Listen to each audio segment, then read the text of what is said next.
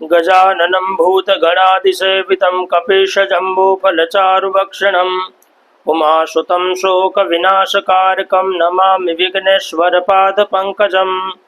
नमस्कार, जय सिया राम, जय श्री अम्बे। प्यारे दर्शक मित्रों, यदि आपको स्वप्न में ये सब संकेत दिखाई देते हैं तो अवश्य पुत्र संतान की प्राप्ति होगी। आइए जानते हैं। उससे पूर्व निवेदन है, चैनल को सब्सक्राइब करके बेल आइकन अवश्य प्रेस करिए और कमेंट में जय श्री सिया राम अवश्य लिखिए। प्यारे दर्शक मित्रों, हमें जो भी स्वप्न आते हैं वो कुछ न कुछ संकेत देते हैं। स्वप्न जो है वो संकेतों के माध्यम से हमें समझाते हैं कि जीवन में ये घटना घटने वाली है। और ख़ास तौर पे ये जो स्वप्न है वो ब्रह्म मुहूर्त में आता है तो आप यकीन मानिए ये सच होता है। और ब्रह्म मुहूर्त में जो स्वप्न आते हैं उसका मोल बहुत ही अधिक हो जाता है। यदि आपको ब्रह्म मुहूर्त में मैं जो बता रहा हूँ वो सपने आ रहे हैं तो अवश्य आपको पुत्र संतान की प्राप्ति होगी। आइए जानते हैं। सबसे पहला, यदि आपको स्वप्न में सांप दिखाई देता है। जी हाँ दोस्तों, यदि ब्रह्म मुहूर्त में आपको स्वप्न में सांप दिखाई दे रहा है तो अवश्य आपको पुत्र संतान की प्राप्ति होगी।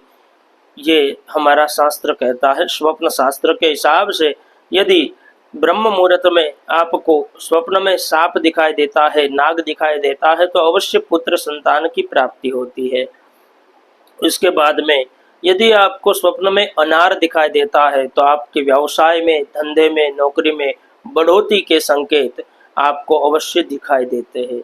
यदि आपको स्वप्न में आम दिखाई देता है तो आम का जो फल है वो यदि स्वप्न में ब्रह्म मुहूर्त में दिखाई देता है तो यकीन मानिए आपको पुत्र संतान की प्राप्ति होगी, पुत्र संतति की प्राप्ति होगी। ये हमारा शास्त्र कहता है। यदि स्वप्न के अंदर आपको खेत खलियान दिखाई देते हैं, बाग बगीचे दिखाई देते हैं, खेत दिखाई दे तो समझिए अभी आपकी समृद्धि में, धन धान्य में वृद्धि होने वाली है। और यदि आपको स्वप्न के अंदर ये सारी चीज़ें दिखाई दे रही है तो अवश्य आपको पुत्र संतति की प्राप्ति होगी। और ये जो स्वप्न है, ये जो स्वप्न सारे जो आते हैं वो ब्रह्म मुहूर्त में होने चाहिए। ब्रह्म मुहूर्त में ही होते हैं तो ये स्वप्न जो है वो सिद्ध होते हैं। ठीक है, वीडियो को ज़्यादा से ज़्यादा शेयर करिए, कमेंट में जय श्री सिया राम अवश्य लिखिए।